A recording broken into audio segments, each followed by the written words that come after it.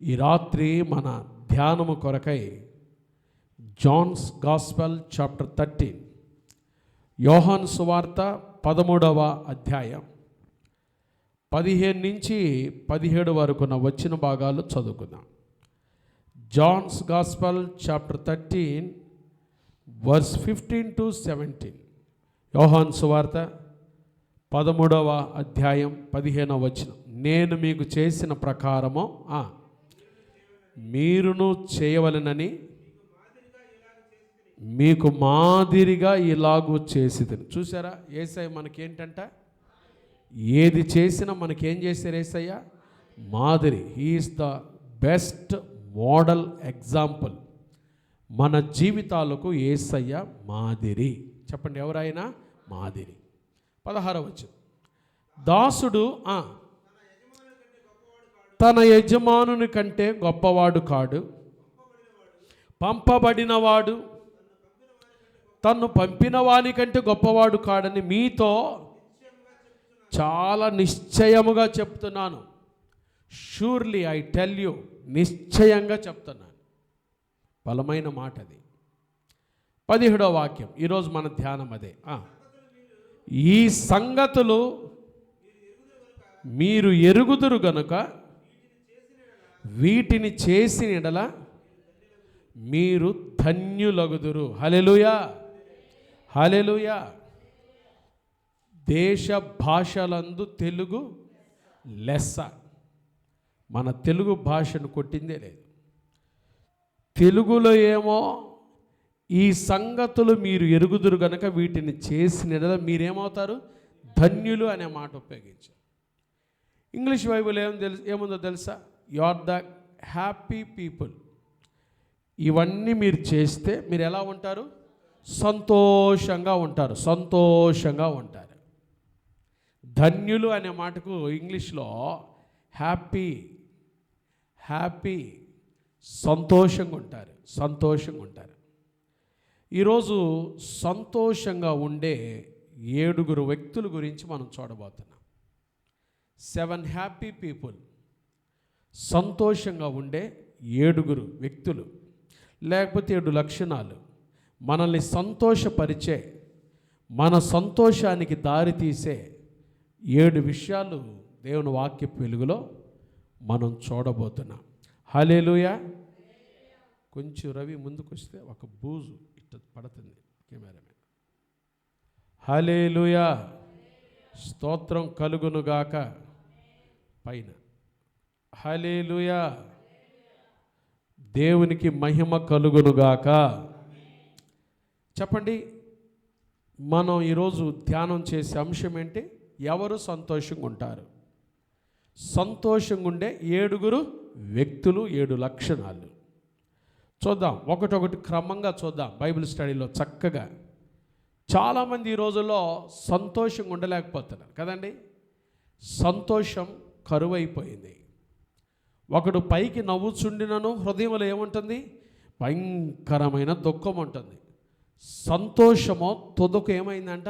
వ్యసనమైపోయిందంట. మానవుడు సంతోషంగా ఉండలేకపోతున్నాడు.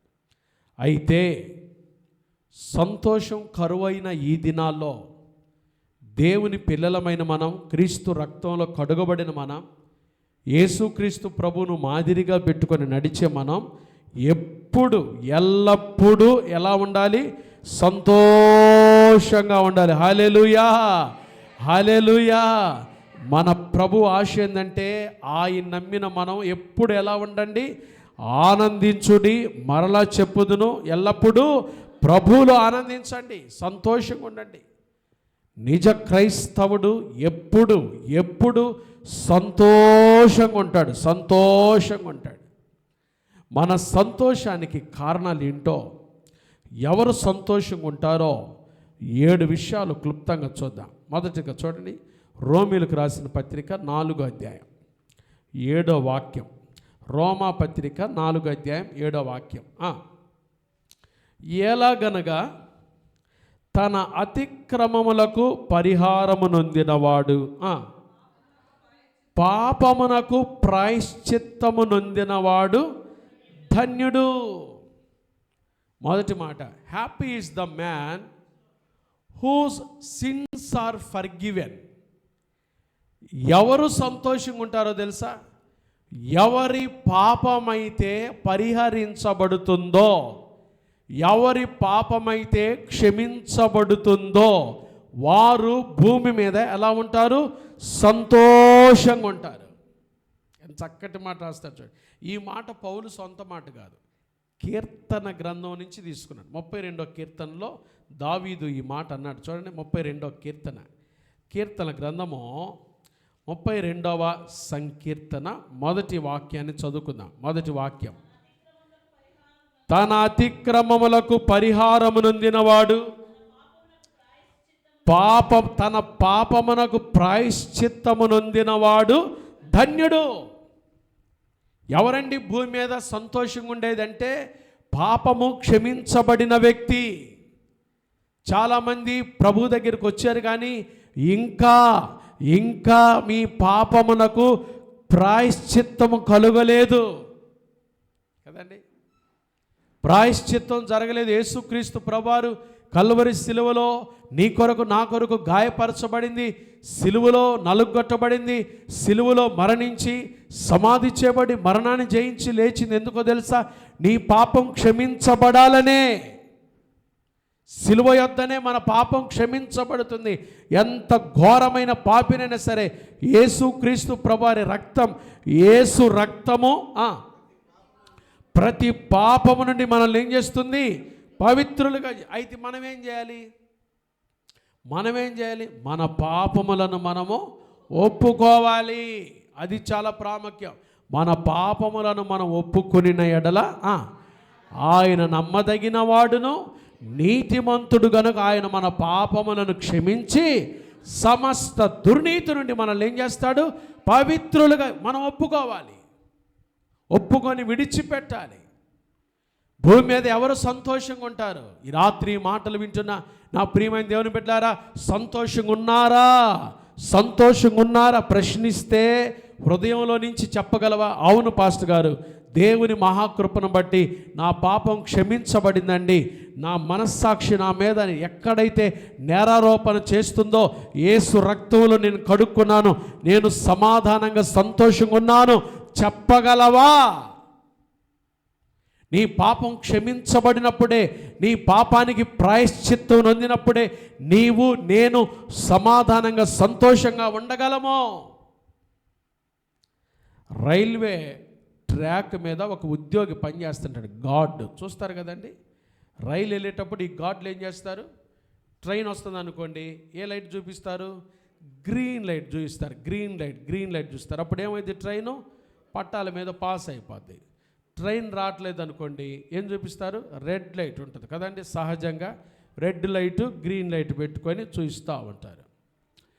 ఒకవేళ ఏదైనా జరుగుతుంది అనుకోండి, అప్పుడు వెంటనే ఆపాలంటే రెడ్ లైట్ చూపిస్తారు. ట్రైన్ ఆగాలి, ఇక్కడ ఏం జరుగుతుంది? ఏదో ప్రమాదం ఉంది అని రెడ్ లైట్ చూపిస్తారు.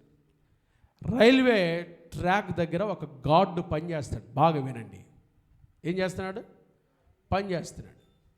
పనిచేస్తూ ఉంటే గార్డు బాగానే పనిచేస్తున్నాడు, మంచి డ్యూటీ, నమ్మకస్తుడు ఉద్యోగంలో. ఒకరోజు ఏం జరిగింది తెలుసా? ఈయన ఎక్కడైతే పనిచేస్తున్నాడో అక్కడ అనుకోకుండా ఒక కారు పట్టాల మీదకి వచ్చేసింది.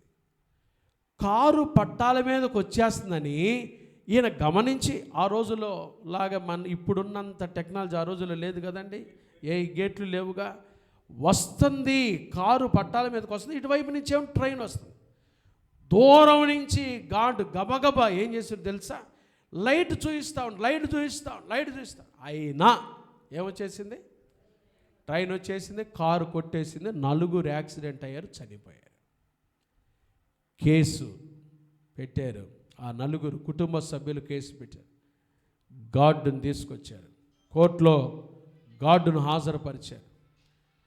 జడ్జి అడుగుతున్నాడు, 4 చావు కారణమైన నీవు ఆ రోజు సరిగా ఉద్యోగం చేశావా?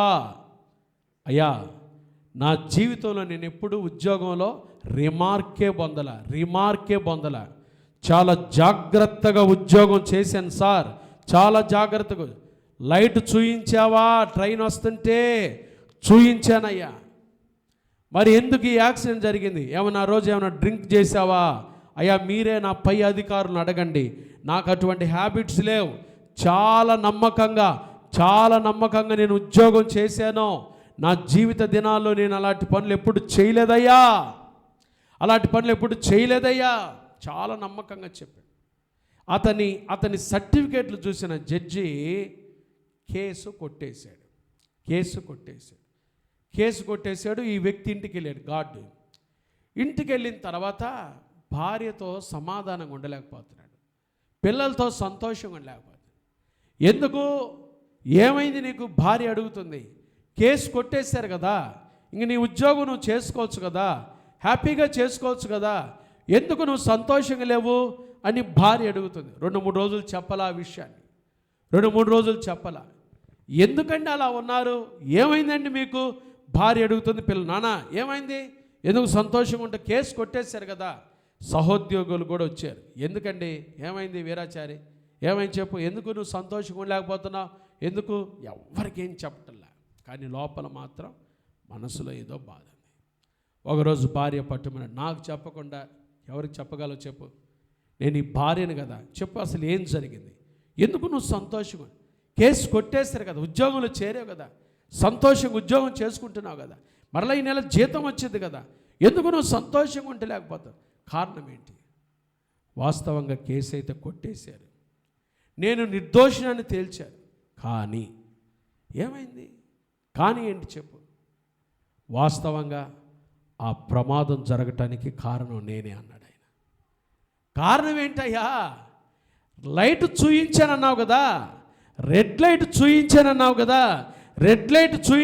కదా, అది అప్పుడు ఆ డ్రైవర్ తప్పైంది కదా, యాక్సిడెంట్కి కారణం ఆ డ్రైవర్ అవుతాడు కదా, నీకేమైంది? నువ్వు లైట్ చూయించానన్నావు కదా, ఇంకేంటి నీ తప్పేముంది చెప్పు? భార్య గుచ్చి అడుగుతుంటే అతను హృదయంలో నుంచి ఒక మాట చెప్పాడు. లైట్ చూయించాను కానీ ఆ రోజు లైట్ పడలా. ఆ రోజు ఏం పడలా? లైట్ పడలా. ఎందుకంటే లైట్కి బ్యాటరీలు అయిపోయినాయి. నేనేమో లైట్ చూయించాను అనుకున్నాను కానీ లైట్కి బ్యాటరీలు అయిపోయి లైట్ పడలేదు. అందువల్ల ఆ డ్రైవర్ స్పీడ్గా వచ్చాడు, ఈ నలుగురిని కొట్టేశాడు. చూసారండి? చాలాసార్లు పైకి మనం బాగానే ఉండొచ్చు, మనుషుల దృష్టిలో నిర్దోషులే ఉండొచ్చు, కానీ మన హృదయంలో ఎక్కడైనా మనం ఒప్పుకొని పాపం ఏదైనా ఉంటే దానివల్ల మనం ఎలా ఉండలేం? సంతోషం. బైబిల్ చెప్తుంది, ఎవరు సంతోషంగా ఉంటారు? తన అతిక్రమములకు పరిహారము నొందినవాడు తన పాపమునకు ఏం పొందాలి? ప్రాయశ్చిత్తం. మన పాపాలకు ఎవ్వరు కూడా లోకంలో ప్రాయశ్చిత్తం చేయలేరండి. ఎవరైనా ప్రాయశ్చిత్తం చేసేవాడు ఉన్నాడు అంటే ప్రభువైన యేసుక్రీస్తు వారే. 2024 సంవత్సరాల క్రితం ఆయన నీ కొరకు నా కొరకు ఈ లోకానికి వచ్చి పరిశుద్ధమైన జీవితాన్ని జీవించి మన కొరకు సిలువలో మరణించి సమాధి చేయబడి మరణాన్ని జయించి తిరిగి లేచడం ద్వారా ఆయన కృపను బట్టి మాత్రమే మన పాపానికి ఏం దొరికింది? ప్రాయశ్చిత్తం దొరికింది. ఎప్పుడైతే ఆయన రక్తంలో మన పాపాన్ని కడుక్కుంటామో క్రీస్తు యేసు కృపను బట్టి మనం ఎలా ఉండగలం? సంతోషంగా ఉంటాం. కాబట్టి ఎవరు సంతోషంగా ఉంటారు? ఎవరైతే వారి పాపమునకు ప్రాయశ్చిత్తం నందుతారో వారు భూమి మీద ఎలా ఉంటారు? సంతోషం. రెండో మాట చూద్దాం, ఎవరు సంతోషంగా ఉంటారు? 119వ కీర్తన, కీర్తన గ్రంథం 119వ సంకీర్తన, 119వ సంకీర్తన 16వ వచనం. నీ కట్టడలను బట్టి నేనేం చేస్తాను? హర్షించెదను. హర్షించడం అంటే సంతోషం. రెండో మాట, happy is the man who delighted more in the word than in the world. ఈ లోకంలో ప్రపంచంలో ఉన్న వాటికంటే దేవుని వాక్యంలో ఎవరైతే ఆనందిస్తారో వారు భూమి మీద ఎలా ఉంటారు? సంతోషం. చెప్పండి, లోకంలో దేంట్లో నువ్వు ఆనందిస్తున్నావు? కొంతమంది ఆనందం దేంట్లో చెప్పండి?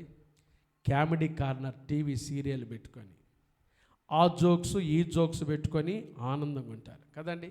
ఆనందం తాత్కాలికమైందే.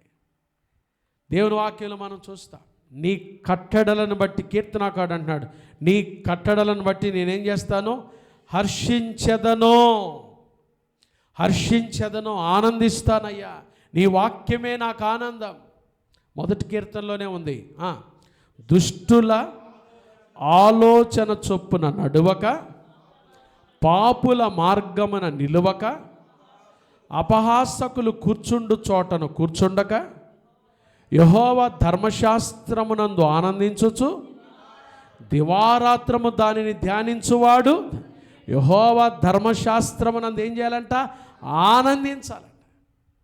ఈ సంవత్సరం ఒక తీర్మానం తీసుకుందాం.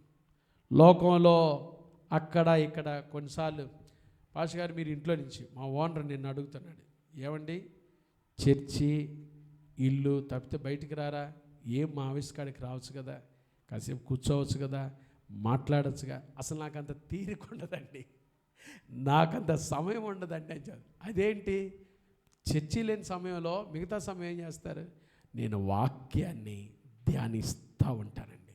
పడుకున్నా నా మదిలో వాక్యమే, కూర్చున్నా నా మదిలో వాక్యమే. ఏం చెప్పాలా, ఎలా చెప్పాలా, ఈరోజు ఏం సిద్ధపడాలా, ఎప్పుడు వాక్యం ద్వారా నా వ్యక్తిగత హృదయం నిండా నింపబడేది నా వాక్యమే. ఆయన ఆశ్చర్యపోయాడు. నా ప్రియమైన దేవుని బిడ్డలారా, దేవుని వాక్యములో ఎవరైతే ఆనందిస్తారో వారు ధన్యులు. యెహోవా ధర్మశాస్త్రమునందు ఆనందించుచు దివారాత్రము దానిని ధ్యానించువాడు ధన్యుడు, సంతోషంగా. నిజంగా అండి, మా నాన్న నాకు నేర్పించింది అదే. డ్యూటీ ఉందంటే డ్యూటీలో ఉంటాడు, లేదు అంటే పరిశుద్ధ గ్రంథాన్ని తీస్తాడు.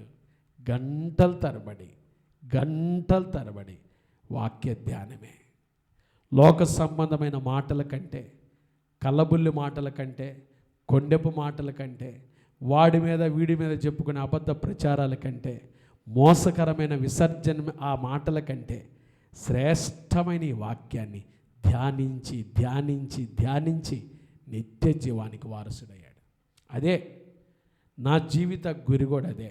ఎందుకు లోకంలో వాళ్ళతో ఒకటి మాట్లాడితే వీళ్ళతో ఒకటి మాట్లాడితే ఎందుకు, నా దేవుని సన్నిధిలో గంటల తరబడి నా ప్రభు ఇచ్చిన వాక్యాన్ని గంటల తరబడి ధ్యానించి ధ్యానించి ధ్యానించి తనివి తీర వాక్యపు లోతుల్లోకి వెళ్తే ఎంత ఆనందమో. ఆ ప్రియమైన దేవుని బిడ్డలారా, దేవుని వాక్యాన్ని బట్టి ఆనందించేవారు హృదయం నిండా సంతోషం. మీకుందా ఆ సంతోషం? ఈ సంవత్సరం ప్రాక్టీస్ చేయండి. ప్రభా, గడిచిన సంవత్సరాల్లో వాక్యాన్ని చదవాల్సినంతగా చదవలేకపోయాను, ఇదిగో నాకు ఇంత సమయం ఇస్తున్నావు. వ్యర్థమైన వట్టి మాటల కంటే, మోసకరమైన మాటల కంటే, 2 మాటలు మాట్లాడితే విస్తారమైన మాటలు, అబద్ధాలు వస్తాయి, మోసాలు వస్తాయి. ఫోనుల్లో అనవసరంగా గంటల తరబడి మాట్లాడే కంటే నీ సన్నిధిలో కూర్చొని ఈ మాటలు పదే రుచి, యెహోవా ఉత్తముడని ఏం చేయాలి, రుచి చూచి ఈ వాక్యాన్ని పదే రుచించటం ద్వారా నాకెంత ఆశీర్వాదమయ్యా. ఆ అనుభవంలోకి రావాలి మనం, ఎంత ఆనందంగా ఉంటాం కదండి. కాబట్టి ఎవరు ఆనందంగా ఉంటారంటే, లోక సంబంధమైన విషయాల కంటే కూడా దేవుని వాక్యంలో ఎవరైతే ఆనందిస్తారో కదా, వారు ఎప్పుడూ సంతోషంగా ఉంటారు. హల్లెలూయా. కాబట్టి మొదటి మాట, పాపమునకు ప్రాయశ్చిత్తం నొందిన వారు, పాప క్షమాపణ నొందిన వారు సంతోషంగా ఉంటారని నేర్చుకున్నాం. రెండో మాట, దేవుని వాక్యంలో ఆనందించేవారు సంతోషంగా ఉంటారు. మూడో మాట, యోహాను మొదటి పత్రిక 3వ అధ్యాయం. యోహాను రాసిన మొదటి పత్రిక 3వ అధ్యాయం. యోహాను రాసిన మొదటి పత్రిక 3వ అధ్యాయం 22వ వాక్యం. మరియు మనం ఆయన ఆజ్ఞలను గైకొనుచు ఆయన దృష్టికి ఇష్టమైనవి చేయుచున్నామో. చెప్పండి ఆ మాట. మనం ఆయన ఆజ్ఞలను, ఎవరైతే ఆయన ఆజ్ఞలు గైకొంటారో వారు ఆయన దృష్టికి ఎలా ఉంటారు, ఇష్టమైన వారుగా ఉంటారు. చూసారండి. మూడవది, happy is the man who keeps God's commandments. దేవుడు మనకి ఇచ్చిన ఆజ్ఞల్లో గొప్ప ఆజ్ఞ ఏం చెప్పండి? నీ దేవుడైన యెహోవాను నీ పూర్ణ బలముతోనూ, నీ పూర్ణ ఆత్మతోనూ, నీ పూర్ణ వివేకముతోనూ ఏం చేయాలి? ప్రేమించాలి. ఆజ్ఞలన్నిటిలో కల్లా ఏ ఆజ్ఞ అది? ప్రధానమైన ఆజ్ఞ అది. ఆజ్ఞలన్నిటిలో కల్లా ప్రధానమైన దేవుని ప్రేమిస్తే ఆయన దృష్టికి మనం ఎట్టుంటాం తెలుసా? ఇష్టమైన వారిగా ఉంటాం. ఇష్టమైన వారిగా ఉంటాం. అప్పుడేం జరిగిద్దంట చూడండి, 22వ వచనం, యోహాను మొదటి పత్రిక 3వ అధ్యాయం 22వ వచనం. మరియు మనం ఆయన ఆజ్ఞలను గైకొనుచు ఆయన దృష్టికి ఇష్టమైనవి చేయుచున్నాము గనుక మనమేమి అడిగినను అది ఆయన వల్ల మనకి, ఆయన దృష్టికి ఇష్టమైనవి చేస్తే మనం ఏది అడిగినా ఆయన మనకేం చేస్తాడు? ఇస్తాడంతే. దాటిపాడు, మనం దాటిపాడు. ఆయన దాటిపాడు. ఎప్పుడు మనం ఆయన ఆజ్ఞలు గైకొనాలి. ఎవరు సంతోషంగా ఉంటారు? ఎవరంటే దేవుని ఆజ్ఞలను గైకొనేవారు. ఆయనను ప్రేమించాలి. ఆయనను ప్రేమించే మనం నిన్ను వలే పొరుగువారిని. ఇవే కదండి ఆజ్ఞల్లో ప్రధానమైన ఆజ్ఞలు. పొరుగువారిని ప్రేమించి చూడండి, మీరు ఎంత సంతోషంగా ఉంటారు. మనల్ని మనం ఎంత ప్రేమించుకుంటామో. ఎందుకు నేను ఆ మాట నాలాంటిదేగా ఆమె, నేను ఎందుకు ఇలా ఆలోచన చేస్తాను? నాలాంటిదేగా, నాలాంటి వాళ్ళేగా వాళ్ళు కూడా నా పిల్లల లాంటి వాళ్ళే కదా, ఎందుకు ఇలా ఆలోచన చేస్తున్నాను? దేవుని బిడ్డలారా, ప్రభు మనకి ఇచ్చిన ఆజ్ఞలను మనం మంచి హృదయంతో గైకొనుట ద్వారా మనం ఎంత సంతోషంగా ఉంటామో, ఎంత సంతోషంగా ఉంటాం. మొదట ప్రభువును ప్రేమించాలి, రెండవది పొరుగువారిని ప్రేమించాలి. ఇదే కదండి ప్రభు ఇచ్చిన ఆజ్ఞలు.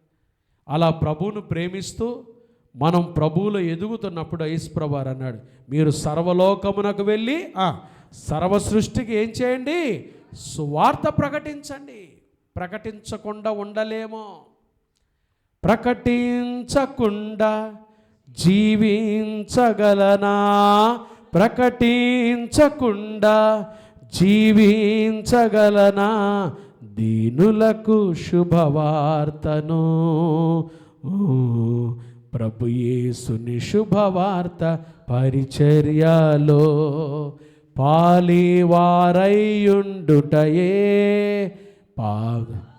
నొసగిన కృపా కదా, పామరుల భాగ్యమే, పావనుండొసగిన కృపా కదా, పామరుల భాగ్యమే.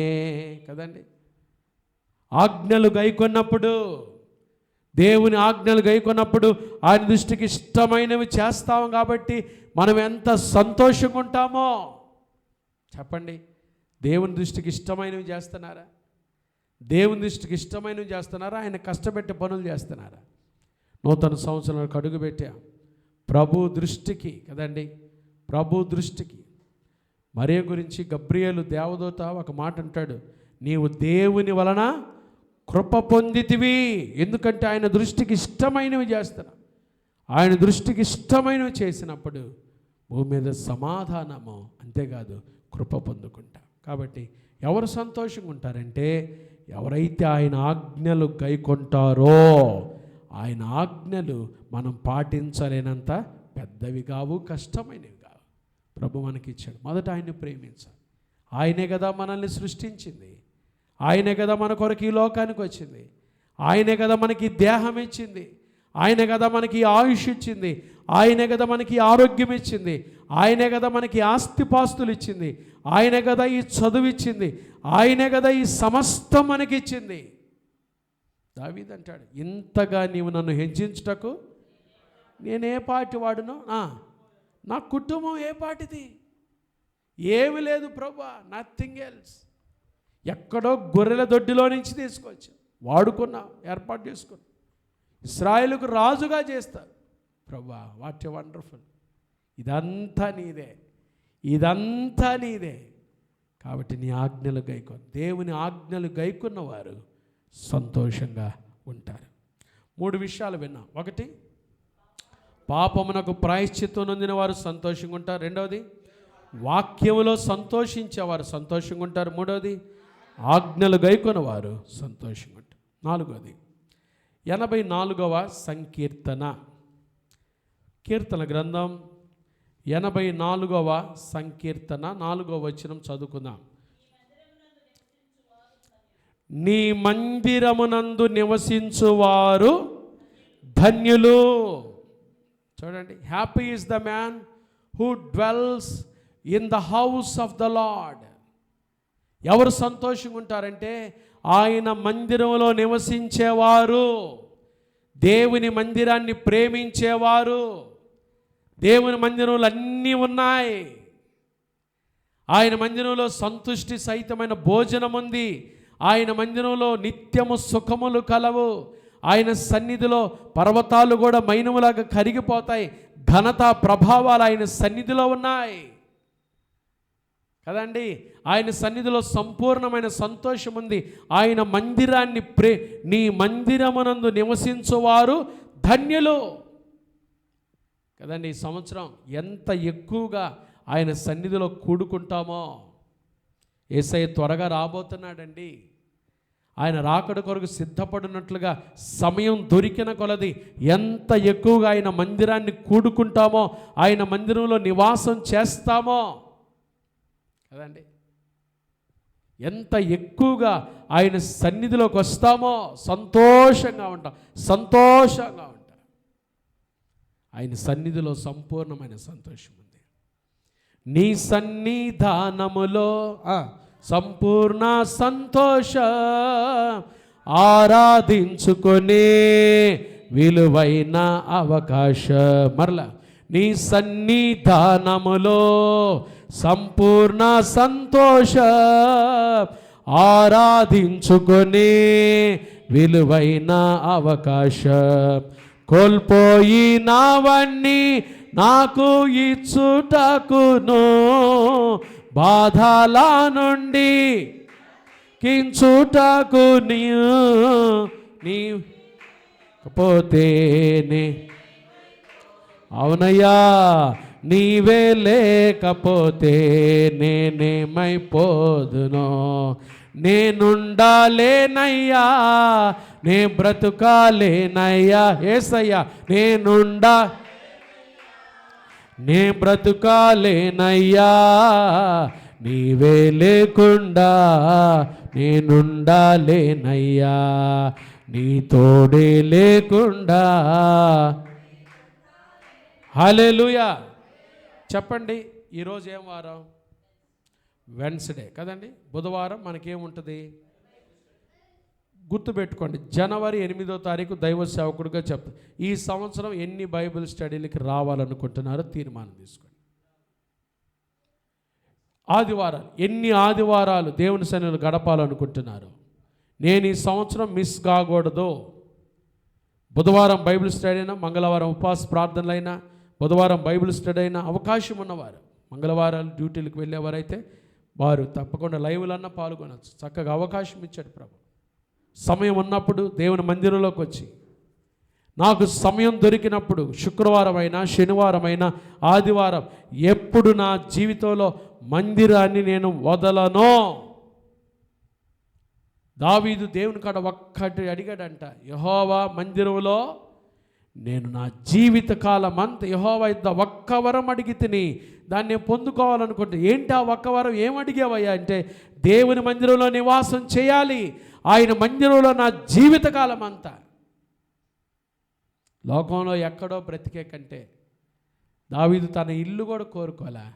నా దేవుని మందిరంలో ఎప్పుడు చిరకాలమో యెహోవా మందిరంలో నేను నివాసం. ఎంత చక్కటి మాటలు. నీ ఆశ నా ఆశ అదేనా? ఎవరు సంతోషంగా ఉంటారు? నీ మందిరమునందు నివసించువారు ధన్యులు. దేవుని మందిరంలో ఎంత చక్కటి ఆహారం ఉంది.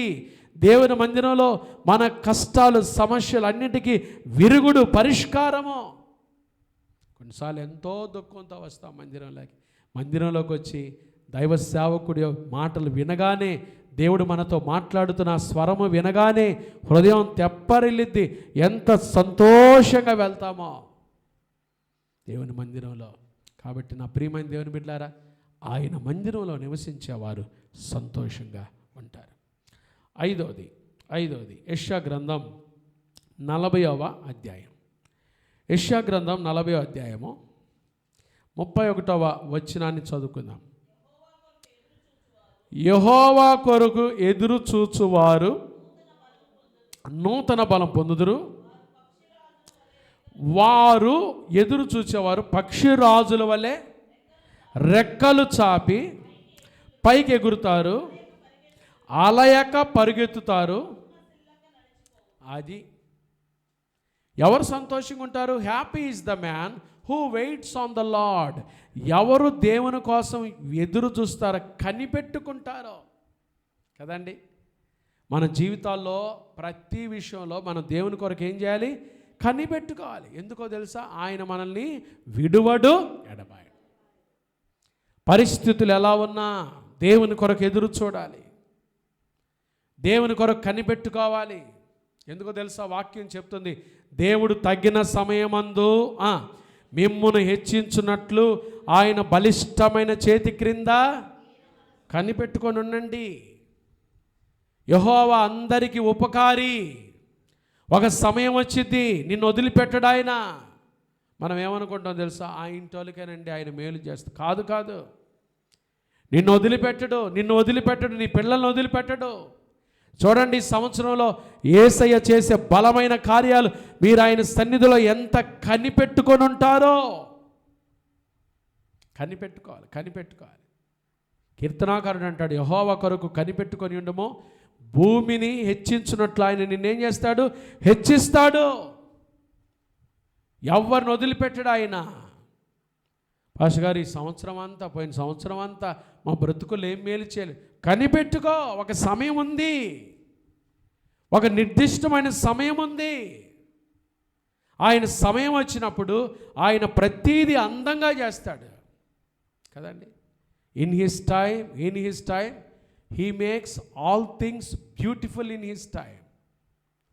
ఆయన సమయంలో ప్రతీది ఏం చేస్తాడు? అందముగా చేస్తాడు. ఆయన సమయం కోసం కనిపెట్టు. లాజరు చనిపోయాడండి. లాజరు రోగిగా ఉన్నప్పుడే ప్రభుకి ఏం చేశారు తెలుసా? ఉత్తరం పంపించారు, అయ్యా నువ్వు ప్రేమించు లాజరు ఏమయ్యాడు? రోగి అయి ఉన్నాడు. Lazarus was sick. Lord please show me your mercy. కనికరించయ్యా, రాయ్యా మా ఇంటికి. యేసు ప్రభు 4 దినాలు ఏం చేసి చెప్పండి? ఆలస్యం చేసాడు. ఈ లోపు లాజరు చచ్చిపోయాడు కూడా. లాజరు చనిపోయి 4 దినాలైంది. లాజరు చనిపోయాడు. మన స్నేహితుడైన లాజరు ఏం చేస్తున్నాడు? నిద్రించుచున్నాడు. యేసు ప్రభు వారే శిష్యులతో చెప్పాడు. అయితే 4 రోజులు అయిన తర్వాత శిష్యుల్ని యేసు ప్రభు రాండి లాజరు దగ్గరికి వెళ్దాం. శిష్యులు ఏమన్నారు తెలుసా? ఇంకెందుకయ్యా, లాజరు ఏమయ్యాడు? చచ్చిపోయాడు కదా, ఇంకెందుకయ్యా, ఇంక లాజరు దగ్గరికి వెళ్ళాల్సిన అవసరం ఏముంది? లాజరు మృతుల్లో ఉన్నాడు, ఇంక వాళ్ళు ఏడుస్తూ ఉంటారు మరియా మార్త. ఇంకెందుకు యేసు ప్రభు రాయ? లేదు పిచ్చోలా రండి, మృతులలో నుండి లేపే దేవుడు నేను. హల్లెలూయా, హల్లెలూయా. మరణం తప్పించుట నా వశం. గ్యాంగ్రైన్ వచ్చేసిందండి, కాళ్ళల్లో పాకిందండి, శరీరం అంతా ఇక మృతతుల్యం అయిపోయిందండి, పాకిపోయిందండి, దేహమంతా కృషించిపోయిందండి. దేహమంతయు ధూళి అయినను నన్ను లేవనెత్తెదవు కదండి. అమరుడువు నా యేసయ్య. ఆయనకు అసాధ్యమైంది లేదు. ఆయన సమయం వచ్చింది. మృతులలో ఉన్న లాజరు దగ్గరికి వెళ్ళాడు. లాజరు బయటికి రా, వచ్చాడండి. ఆయన సమయం కోసం కనిపెట్టుకో. ఈ సంవత్సరం ప్రభు సమయం కోసం కనిపెట్టుకో. నీ పిల్లడికి సీట్ రాలేదా? నీ పిల్లకు ఉద్యోగం రాలేదా? నీ కుటుంబంలో కార్యాలు జరగలేదా? కనిపెట్టుకో. Waiting upon the Lord. దేవుని కొరకు కనిపెట్టు. చూడు ఆయన వైపు చూడు. నీ మార్గాలు వర్ధిల్ల చేస్తాడంతే. ఎంత గొప్ప దేవుడండి. యాయిరు వచ్చాడు యేసుప్రభు దగ్గరికి. యాయిరు ఇంటికాడి నుంచి కబురు వచ్చింది, ఇంకో బోధకుని శ్రమ పెట్టవద్దు. చూడండి, కొంతమంది చావు కబురు ఎలా చెప్తారో తెలుసా? చల్లగా చెబుతారు. పెద్దవాళ్ళు ఎందుకు చెప్పారు ఆ మాట? భలే చల్లగా చెబుతారు. ఇంకెందుకు అయ్యా బోధకుని? వచ్చిన వాళ్ళు కూడా భలే డిగ్నిఫైడ్. చూడండి, మంచి శుభకరమైన మాటలేమో కోపంతో చెబుతారు. మీ పిల్లాడు కూర్చోవచ్చు. మంచి దీవెనకరమైన మాటలు ఎట్ట చెబుతారు తెలుసా? కోపంతో చెబుతారు. కోపడాల్సిన మాటలు మాత్రం ఎట్ట చెబుతారు తెలుసా? బోధకుని శ్రమ పెట్టద్దు, పిల్ల చచ్చిపోయింది, ఈ కొద్దు శ్రమ పెట్టద్దు, అయిపోయింది అంతా అయిపోయింది, రా ఇంటికి రా, నువ్వు కూడా చేదుడు ఏడుద్దురా. యేసు ప్రభు దగ్గరే ఉన్నాడు యాయిరు. హల్లెలూయా. అందుకనే ధైర్యం కలిగిన మాట విన్నాడు కదండి. యేసు ప్రభు దగ్గర లేకుండా ఆడ బజార్లో ఉంటే ఏమయ్యేవాడు యాయిరు? పొందుకునేవాడా? కాబట్టి ఎంత ఎక్కువగా దేవుని ఇంట్లో ఉంటావో అంత ఎక్కువగా ఏ మాటలు వింటావు? దేవుని మాటలు వింటావు. వెంటనే యేసయ్య అన్నాడు. ఆ మాట వినగానే వాళ్ళు ఆ మాట చెప్పగానే యాయిరు చెప్పలా, వాళ్ళు చెప్తున్న మాట విని యాయిరు తేసన్నాడు, భయపడవద్దు, నమ్మిక మాత్రం నీ కుమార్తె లేస్తుంది. చూసారండి, దేవుని కోసం కనిపెట్టుకుందాం. ఈ సంవత్సరం ప్రభు గొప్ప కార్యములు చేయునుగాక. 6వది 84వ కీర్తనే. ఇంకొక మాట చూద్దాం, 12వ వాక్యం. 84వ కీర్తన 12వ వాక్యం. సైన్యములకు అధిపతివగు యెహోవా, ఆయన యందు నమ్మికించు వారు ఎప్పుడు సంతోషంగా ఉంటారు. Happy is the man who trust the Lord. దేవుని యందు నమ్మికించు వారు ధన్యులు. నీ యందు నమ్మికించు వారు ధన్యులు. మన నమ్మకం దేవుని మీద ఉంటే మనం ఎప్పుడు ఎలా ఉంటాం? సంతోషంగా ఉంటాం. ఆయనే చూసుకుంటాడు. యేసుప్రభు అన్నాడు, నేను ఇది చేయగలను, మీరు నమ్ముచున్నారా? వెంటనే వాళ్ళు ఏమన్నారు? నమ్ముచున్నాము. సరిపోండి, మీ కళ్ళు తెరవబడ్డాయి. నమ్మకం. యేసు ప్రభు దగ్గరికి వచ్చినప్పుడు ఆ నమ్మకంతో రావాలి. యేసు ప్రభు అన్నాడు, నమ్ముట నీ వలననైతే. క్రైస్తవ విశ్వాస జీవితం అంతా నమ్మకం మీదే. నా ప్రభు ఎర్ర సముద్రాన్ని ఏం చేయవాడు? పాయలు చేయగలిగిన వాడు. ఎర్ర సముద్రము నీ ఆజ్ఞ మేరకు రహదారిగా మారగా దాటిరే నీ జనులు ఆ జలములలోనే తారేరే. ఎర్ర సముద్రాన్ని పాలు చేసిన శక్తి గల దేవుడు ఈరోజు మన మధ్యలో లేడా? చెప్పండి, ఉన్నాడా లేడా? యోర్దానును ఏకరాశిగా నిలబెట్టిన దేవుడు ఈరోజు మన మధ్యలో ఉన్నాడా లేడా? యెహోషువ ప్రార్థన చేస్తే సూర్య చంద్రులను ఆపిన దేవుడు ఈరోజు మన మధ్యలో ఉన్నాడా లేడా? ఉన్నాడండి. ఆయన పేరే సర్వశక్తి కలిగిన దేవుడు, సర్వోన్నతుడు, దీనుడు. మన కొరక ఈ లోకానికి వచ్చి మన పాపల నిమిత్తమై సిలువలో మరణించి సమాధి చేయబడి మృత్యుంజయుడై తిరిగి లేచి మన కొరకు రానయ్యున్న ప్రభువైన యేసుక్రీస్తు వారు. ఆయన యందు విశ్వాసం ఉంచినట్లయితే, నమ్మిక ఉంచినట్లయితే, నీ యందు నమ్మిక ఉంచువారు ధన్యులు. ఎంత గొప్ప మాట అండి. హేబేలు దేవుని యందు నమ్మిక ఉంచి ఏం తెచ్చాడు?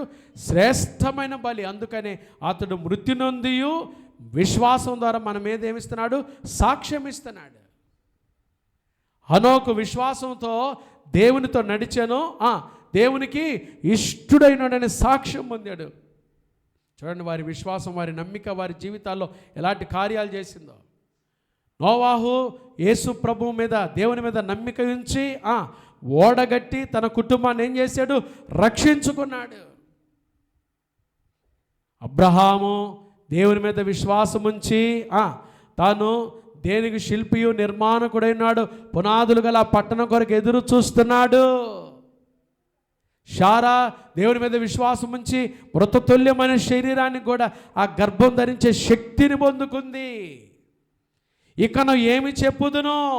రాహాబు, సమూయేలు, సంసోను, బాలాకు, గిద్యోను, యెఫ్తా వీరందరూ విశ్వాస వీరులే. వారి విశ్వాసం ద్వారా వారు ఎలా రాజ్యములు జయించారు, సింహముల నోళ్ళు మూశారు కదండి. తర్వాత అగ్నిగుండములో వేయబడి ఎలా వచ్చారు? సజీవులుగా బయటకు వచ్చారు. ఎంత గొప్పదండి మన నమ్మకం, యేసు ప్రభు మీద మనకున్న నమ్మకం. నమ్మాలి, నీ యందు నమ్మికించువారు ధన్యులు. ప్రియమైన దేవుని బిడ్డలారా, ఎవరు సంతోషంగా ఉన్నారంటే నా ప్రభు ఉన్నాడులేండి, నా ప్రభు చూసుకుంటాడు, ఆయన ఉన్నాడు, నాకు అంతే చాలు. ఆయన సజీవుడు, నాకు అంతే చాలు. ఆయన ఈరోజు నా మధ్యలో ఉన్నాడు, నాకు దగ్గరగా ఉన్నాడు. నీవు సమీపముగా ఉన్నావని నీకు మేమేం చెల్లిస్తున్నాం? కృతజ్ఞతాస్తుతులు చెల్లిస్తున్నాం. ఎప్పుడు మాకు సమీపంగా ఉండే దేవుడు అయ్యా నువ్వు. ప్రియమైన దేవుని బిడ్డలారా, ఆయన ఎందుకు నమ్మికించువారు ధన్యులు. ఆఖరి మాట, యాకోబు రాసిన పత్రిక 5వ అధ్యాయము 11వ వచనం, జేమ్స్ చాప్టర్ 5 వర్స్ 11. సహించిన వారిని ధన్యులను కొనుచున్నాము కదా, మీరు యోబు యొక్క సహనమును గురించి వింటిరి.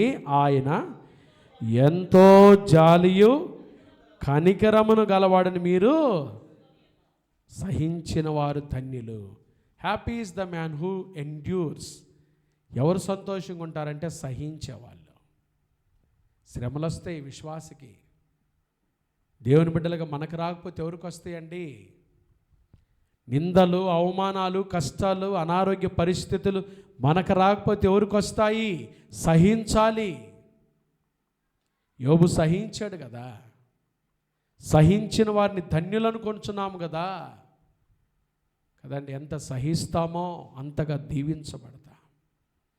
యోబు ఎంత సహించాడు, యోబుకు అందుకని అంత భాగ్యం ఇచ్చాడు దేవుడు. యోబు పక్కనే ఎస్తేరు, నెహెమ్యా పుస్తకాలు మన కదండి. ఎస్తేరు ఎవరు? రాణి. షూషను కోటలో 127 సంస్థానాలకు ఎవరు ఆమె? రాణి. ఎస్తేరు పుస్తకం ఎన్ని అధ్యాయాలు? 10 అధ్యాయాలు. నెహెమ్యా పుస్తకం ఎన్ని అధ్యాయాలు? 13 అధ్యాయాలు. దానియేలు ఎవరు చెప్పండి? 4 రాజులు మారిన మినిస్టర్ అండి దానియేలు మారలా. బబులోన్లో గొప్ప ప్రధాన పోస్ట్లో ఉన్నాడు, గొప్ప మినిస్టర్గా, అందరిలో ముఖ్యుడు అని రాశారు దానియేలు గురించి. దానియేలుకి ఎన్ని అధ్యాయాలు కేటాయించాడు దేవుడు? 12 అధ్యాయాలే. కానీ యోబు గ్రంథంలో ఎన్ని అధ్యాయాలు? 42 అధ్యాయాలు. సహించాడు, కష్టాలు సహించాడు, శ్రమలు సహించాడు. దేవుని బిడ్డలారా, ఈ రాత్రి ఏదైనా శ్రమను గుండా నడుస్తున్నావేమో. అగ్నిపోలిన శ్రమలలో, ఏ శ్రమలండి? అగ్నిపోలిన శ్రమ. అగ్నిపోలిన శ్రమలలో యోబుకు కలిగే దేవుని దర్శనం. కలుగును ఈ అనుభవం శ్రమలలో నలిగిన నిజ క్రైస్తవా. దేవుని ప్రేమ ఇదిగో జనులార భావంబున తెలియరే. కేవలము నమ్ముకొనినా పరలోక జీవంబు మనకబ్బును. శ్రమలో ఉన్నావా ఈ రాత్రి? శోధన సహించు. సహించిన వారు సంతోషంగా ఉంటారు. పాస్టర్ గారు నాకెందుకు ఈ శోధన అనుకోబాకండి. విశ్వాస జీవితంలో వస్తాయి శోధనలు. ఒక ఆయన తోటలోకి వెళ్ళాడంట. 2 చక్కటి ముద్దులు కొట్టుకొచ్చి ఆ ముద్దులు చక్కగా తయారు చేస్తున్నాడంట. తయారు చేసి ఒక రంధ్రం పెట్టాడంట. వామ్మో అనిందంట రంధ్రం పెట్టగానే. ఆ చిన్న ముద్దు, ఆ చిన్న చెక్క ముద్దు ఇంకొక రంధ్రం అవతల పెట్టలేక, అయ్యో నేను సహించలేనయ్యా, దయచేసి నన్ను వదిలిపెట్టయ్యా, దయచేసి వదిలిపెట్టయ్యా. దాన్ని తీసి పక్కన పడేశాడు. ఇంకొక ముద్దును తీసుకొని దాన్ని తయారు చేస్తున్నాడు. ఒక రంధ్రం పెడితే నా యజమాని కదా ఏదో చేస్తున్నాడు నా పట్ల, ఓర్చుకుంది. ఇంకొక రంధ్రం పెట్టాడు, ఓర్చుకుంది. ముందు మధ్యలో ఒక రంధ్రం పెట్టాడు, ఓర్చుకుంది. 6 రంధ్రాలు పెట్టాడు, ఓర్చుకుంది. దీన్ని చక్కగా తయారు చేసి మంచి వీణ, చక్కటి స్వరం పలికే వీణనాదాన్ని చేశాడు. అదేమో ఫ్లూట్ అయ్యి స్టేజీల మీద ఘనంగా వాడబడుతుంది. 2 దెబ్బలకే ఓర్చుకోలేక, అయ్యో ఆపయ్యా నేను ఓర్చుకోలే, నేను తట్టుకోలే అని చూసారా? దీన్ని ఏం చేసుకుని తెలుసా? ఊదురు కొట్టు పొయ్యి దగ్గర పడేశాడు. పొయ్యి దగ్గర ఊదురు కొట్టమైంది. దేవుని బిడ్డలు ఎంత సహిస్తారో. శ్రమలు వస్తాయండి, మనకు కాకపోతే ఎవరికి వస్తాయి? మనం ఎంత సహిస్తామో. నిందలు అంటుంటారు, మాటలు అంటారు. ఒక మాట అంటేనే కొంతమంది ఎంత లేస్తారో. ఎన్ని మాటలో ఈ దీన సేవకుణ్ణి ప్రభుకే అప్పగించుకుంటే అన్నీ ఎరిగినవాడు ఆయన. నిజ జీవితంలో వాస్తవాలు ఎరిగినవాడు. ఒకరోజు ఏ నోరైతే అన్నదో ఆ నోరుతోనే సమాధానం చెప్పించగలడు ఆయన. నా విశ్వాసం అది. ఎవరైతే అన్ని కోట్లు తిన్నాడు, అంతంత సంపాదించాడు అన్న నోరే ఇదే CBCలోకి వచ్చి ఎక్కడుండి సాక్ష్యం చెప్పాలి. ఆనాడు ఆ దీన సేవకుడి మీద ఇలాంటి నిందలు వేసాం, ఇలాంటి వ్యర్థమైన మాటలు అన్నాం, ఇలాంటి కపటపు మాటలు చెప్పుకున్నాం, ఇలాంటి మోసపు ప్రభు చెప్పిస్తాడంతే. నా విశ్వాసం అది. వారే వచ్చి ఇక్కడ నిలబడి ఈ దీన సేవకుని ఇలాంటి మాటలన్నా చెప్పిస్తాడంతే. వాళ్ళు అన్నారని మనం ఎగిరిపడితే ఎట్లా? ప్రభు ఉన్నాడు కదా, సిలువను మోసిన ప్రభు ఉన్నాడు కదా. ఆయన వైపు చూస్తూ అన్నీ ఆయనకు అప్పగించుకుంటే చాలు, సహించాలి. అదే కదా యాకోబు రాస్తాడు, శోధన సహించువాడు ధన్యుడు, అతడు శోధనకు నిలిచినవాడై ప్రభు తన్ను ప్రేమించు వారికి వాగ్దానం చేసిన జీవ కిరీటము పొందును. హల్లెలూయా. సహించువారు, శోధన సహించువారు, శ్రమలు సహించువారు ధన్యులు. చెప్పండి, 7 చూసాం. సంతోషంగా ఉండే 7 వ్యక్తులు. మొదటి వ్యక్తి ఎవరు? తన పాపమునకు ప్రాయశ్చిత్తం క్షమాపణ నొందిన వారు ధన్యులను చూసాం. రెండవది, వాక్యములో ఆనందించేవారు సంతోషంగా ఉంటారని నేర్చుకున్నాం. మూడవది, ఆయన ఆజ్ఞలు గైకొనేవారు సంతోషంగా ఉంటారని నేర్చుకున్నాం. నాలుగవది, ఆయన మందిరంలో నివసించువారు, ఆయన సన్నిధిని ప్రేమించువారు సంతోషంగా ఉంటారని నేర్చుకున్నాం. ఐదవది, ఎదురు చూచువారు, కనిపెట్టుకుని వారు, ఆయన కోసం ఎవరైతే కనిపెట్టుకుంటారో వారు సంతోషంగా ఉంటారని నేర్చుకున్నాం. ఆరోది, ఆయన యందు నమ్మిక ఉంచువారు ఎలా ఉంటారు? సంతోషంగా ఉంటారని నేర్చుకున్నాం. ఏడవది, శోధనలు సహించువారు, శ్రమలు సహించువారు సంతోషంగా ఉంటారు. ఎందుకో తెలుసా? శ్రమలే విశ్వాసకి ముగింపు కాదు. హల్లెలూయా. ఈ శ్రమలు ఎంతకాలం ఉంటాయో తెలుసా? ఒకవేళ శ్రమలు ఎదుర్కొంటున్నావేమో, ఇవి క్షణమాత్రముండు చులకని శ్రమ. వాటి పేరు రాశాడు పౌలు. క్షణమాత్రముండు, కొంచెం సేపే. నువ్వు ఓర్చుకో, సహించు. శ్రమలలో అత్యధిక విజయం నీకుంది. హల్లెలూయా. అత్యధిక స్వస్థత నీకుంది. హల్లెలూయా. అత్యధిక ఆరోగ్యం నీకుంది. హల్లెలూయా. అత్యధిక ఆశీర్వాదం నీకుంది. హల్లెలూయా. కాసేపే ఈ శ్రమలు ఉండేది, కొద్దిసేపే. ధైర్యం తెచ్చుకోండి. నా ప్రభు ఈ శ్రమల్లోనే మీకు అత్యధిక విజయం దయచేయునుగాక. అత్యధిక విజయం దయచేయునుగాక. హల్లెలూయా. ప్రార్థన చేసుకున్నా. 7 హ్యాపీ పీపుల్, సంతోషంగా ఉండే 7 మనస్తత్వాలు, 7 వ్యక్తుల గురించి పరిశుద్ధ బైబిల్ గ్రంథంలో క్షుణ్ణంగా అర్థవంతంగా 7 విషయాలు ప్రభు ఈ రాత్రి నేర్పించాడు. విన్న వాక్యాన్ని హృదయంలో తీసుకొని పాపానికి ప్రాయశ్చిత్తం నిందని వారుద్దాను. ఇంకా ఎక్కడైనా క్షమించబడిన పాపం మన హృదయంలో ఉంటే దయతో యేసయ్య పాదాలు పట్టుకుందాం. ప్రభా, దయతో నన్ను క్షమించయ్యా. ఎక్కడో తండ్రి నేను సంతోషంగా ఉండలేకపోతున్నాను. కారణం ఏంటంటే నాలో ఎక్కడో క్షమించబడని పాపం ఉంది. నాయన, మనుషుల ముందు బాగానే నవ్వుతున్నా కానీ హృదయంలో ఒంటరిగా ఉన్నప్పుడు దిగులు పడుతున్నా. దయతో నా పాపాన్ని క్షమించండి, నీ రక్తంతో కడగండి, బాగు చేయండి అయ్యా. బాగు చేయండి స్వామి. నా హృదయంలో నా పాపానికి క్షమాపణ దయచేయండి.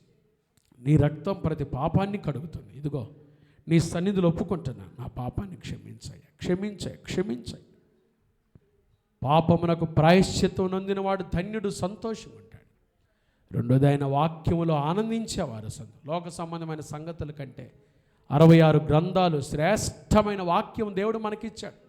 ఆయన మాటలు వినే భాగ్యం, ఆయన మాటలు చదివే భాగ్యం, ఆయన మాటల్లో ఆనందించే భాగ్యం నీకు ఇచ్చాడు. ఈ సంవత్సరం నిర్ణయం తీసుకో, ఎక్కువసేపు వాక్యం చదువుతాను, వ్యర్థమైన ముచ్చట్లు జోలుబోను, నేను వాక్యములో ఎదుగుతాను, వాక్యము లోతుపాతులు తెలుసుకుంటాను, నా ప్రభు వాక్యములో ఆనందిస్తాను తీర్మానం తీసుకుని ఎంత సంతోషంగా ఉంటావో. ముచ్చట్లకి ఎంత సమయం ఇస్తున్నావు?